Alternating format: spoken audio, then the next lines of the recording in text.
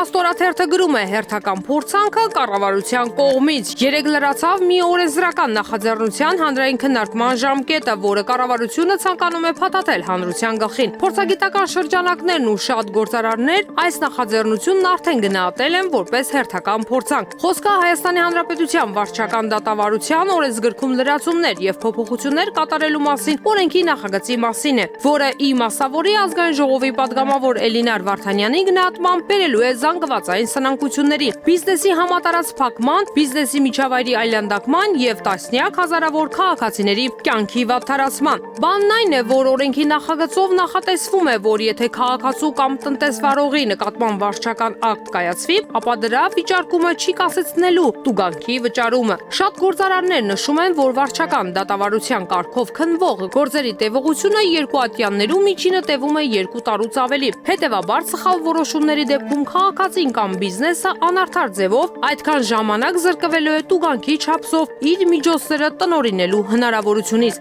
Իդեպ գործարարները նշում են, որ տարբեր հաշվարկներով ՊԵԿ-ի դեմ ներկայացված վիճարկման հայցերով գործերի 75-ից 80%-ի դեպքում այդ հայցերը բավարարվում են, ինչը բավականին խոսուն ցուցանիշ է։ Ընդ որում այս նախագիծը միայն գործարարներին չի վերաբերվում, այլ նաև անհատ քաղաքացիներին, օրինակ ճեկ խախտումների առումով։ Հավելենք, որ երեկվա դրությամբ իրավական ակտերի նախագծերի հրապարակման միասնական կայքում այս նախագծին դեմ քվեարկածները կազմում էին 100%, մոտ 3000 ձայն։ Իրականում կողմ քվեարկածներ էլ կային, բայց նրանց թիվն այնքան փոքր էր, որ նույնիսկ 1%-ի չէր հասել, եւ կայքում արձանագրված էր 0%։ Փաստորեն այս դեպքում նախաձեռնողներն իրենք էլ չէին քվեարկել իրենց նախագծի օգտին։ Պետբյուջեից 25.5 միլիոն դրամ կտրամադրվի 30 երիտասարդի այցի համար, գրում է Ժողովուրդ օրաթերթը։ Հայկական Սփյուռքի հետ կապերը խզած իշխանությունները 25.5 միլիոն դրամ են հատկացրել 2 շաբաթով Սփյուռքի երիտասարդ առաջնորդներին Հայաստան բերելու համար։ Ժողովուրդ օրաթերթը պետական գնումների կայքից տեղեկանում է, որ Հայաստանի Հանրապետության վարչապետի աշխատակազմը 25 միլիոն 597 հազար 65 դրամ արժողությամբ պայմանագիր է կնքել Գևորգյան կոնցեռն ՍՊ-ի հետ եւ ձեռք է բերել միջոցառումների կազմակերպմանն առնչվող ծառայություններ։ Համաձայն պայմանագրի միջոցառումը պետք է կազմակերպվի 2025 թվականի սեպտեմբերի 22-ից հոկտեմբերի 5-ը, որին կմասնակցեն տարբեր երկրներից ժամանած 20-ից